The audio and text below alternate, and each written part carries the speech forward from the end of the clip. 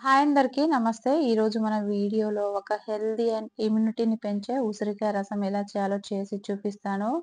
కార్తీక మాసంలో దొరికే ఈ ఉసిరికాయలు మార్కెట్‌లోకొచ్చేసాయండి. ఒక్కసారి ఈ రెసిపీ ట్రై చేయండి. రసం రెసిపీ మన ఇమ్యూనిటీని పెంచి దగ్గు, జలుబు రాకుండా ఇమ్యూనిటీని పెంచే ఒక హెల్తీ అండ్ టేస్టీ రసం రెసిపీ అన్నమాట. నేను చెప్పే ప్రాసెస్‌లో ఒక్కసారి ట్రై చేయండి. చాలా బావుంటుంది. ముందుగా నేను పావు కిలో ఉసిరికాయలు తీసుకున్నాను. వీటిని నీట్‌గా వాష్ చేసుకున్నాను. ఇప్పుడు మార్కెట్‌లో చాలా ఈజీగా ఉసిరికాయలనేవి దొరుకుతున్నాయి. వీటిని మనం ఇలా ముక్కల్లాగా కట్ చేసుకుందాము. లోపల గింజలనేది సెపరేట్ చేసుకోవాలి. నేనిలా 3 ఉసిరికాయలను కట్ చేసుకుంటున్నాను. మనం చేసుకునే క్వాంటిటీని బట్టి మనము ఉసిరికాయలనేది తీసుకోవాలి. నేను మొత్తానికి 6 ఉసిరికాయలు తీసుకుంటున్నాను. ఇలా 3 ఉసిరికాయలేమో నేను గ్రైండ్ చేసుకొని యాడ్ చేసుకుందామని. ఇంకా ఫ్లేవర్ అనేది చాలా బావుంటుందండి రసంలోకి గ్రైండ్ చేసుకొని యాడ్ చేయడం వల్ల. ఇలా పైన ఉన్న మొత్తం ఉసిరికాయలని గింజలు సెపరేట్ చేసుకుంటూ ఇలా కట్ చేసుకున్నా నేను. 3 ఉసిరికాయలు తీసుకున్నాను. ఈ 3 ఉసిరికాయలని మిక్సీ జార్‌లో యాడ్ చేసుకుందాము. అలానే ఇందులో 2 పెద్ద టమాటాలు తీసుకున్నాను.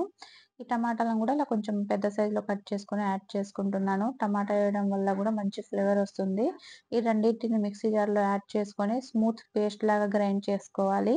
ఇలా ఉసిరికాయలు గ్రైండ్ చేయడం వల్ల ఉసిరికాయలో ఫ్లేవర్ అంతా బయటకొచ్చి రసం టేస్ట్ అనేది చాలా బావుంటుంది. ఈ రసంలోకి నేను కొంచెం థిక్‌గా రావాలని చెప్పి 3 టేబుల్ స్పూన్ల కందిపప్పు తీసుకుంటున్నాను. దీన్ని 2, 3 సార్లు వాష్ చేసుకొని మరీ స్మూత్‌గా ఉడికేదాకా కుక్ చేసుకొని పక్కన పెట్టుకున్నా.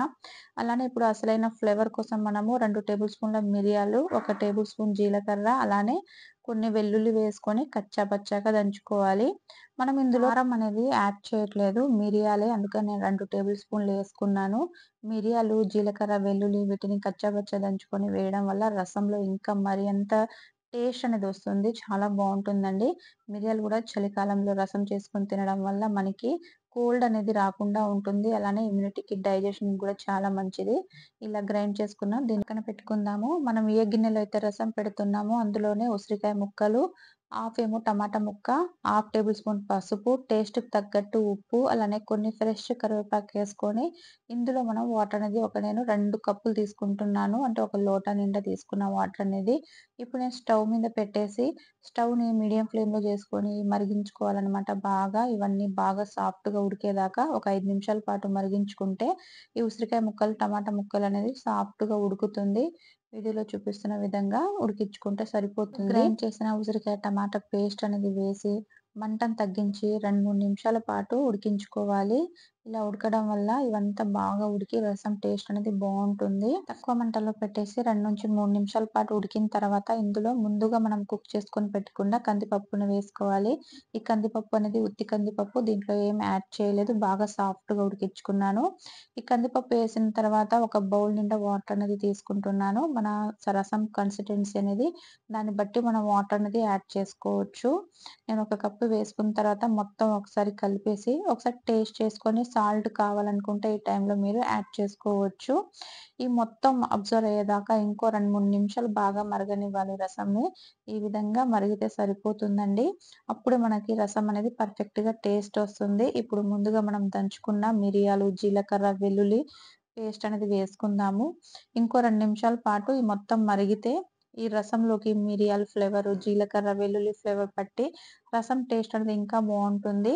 ఇలా మొత్తం మరిగిన తర్వాత దీనికోసం మనం తాలింపు పెట్టుకుందాము. తాలింపు కోసం నేను హాఫ్ టేబుల్ స్పూన్ ఆయిల్ ఏసుకుంటున్నాను. నూనె అనేది కొంచెం వేడైన తర్వాత ఎండుమిర్చి, అలానే ఆవాలు, కొన్ని కరివేపాకు, కొంచెం ఇంగువ వేసుకొని లో ఫ్లేమ్‌లో వీటిని కొంచెం వేపుకోవాలి. మన తాలింపు అనేది రెడీ అయిపోయింది. ఇప్పుడు బాగా మరుగుతున్న రసంలోకి తాలింపు వేసుకోవడమే. రసం బాగా మరిగిన తర్వాత మంట తగ్గించి 5 నిమిషాలు లో ఫ్లేమ్‌లో కుక్ చేసుకోవాలి. అప్పుడే ఈ రసం అనేది టేస్ట్ బావుంటుంది. తాలింపేసి ఒకసారి కలిపేసుకోవడమేనండి. వేడి వేడి రసం అనేది రెడీ అయిపోయింది. ఇప్పుడు ఫైనల్‌గా ఇందులో మనము కొంచెం కొత్తిమీర వేసుకుందాము.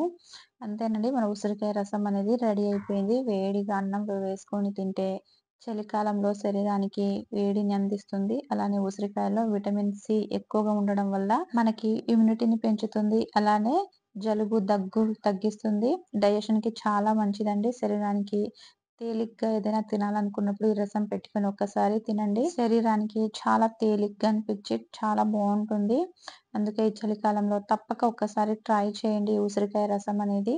మన ఇమ్యూనిటీని పెంచే ఉసిరికాయ రసం రెడీ. లోపల ఉసిరికాయ ముక్కలు గూడా చాలా సాఫ్ట్‌గా ఉడికిందండి. అసలు ఇలా చేసుకొని తింటే అసలు వేరే కూరలు గూడా అవసరం లేదు. అంత బావుంటుంది.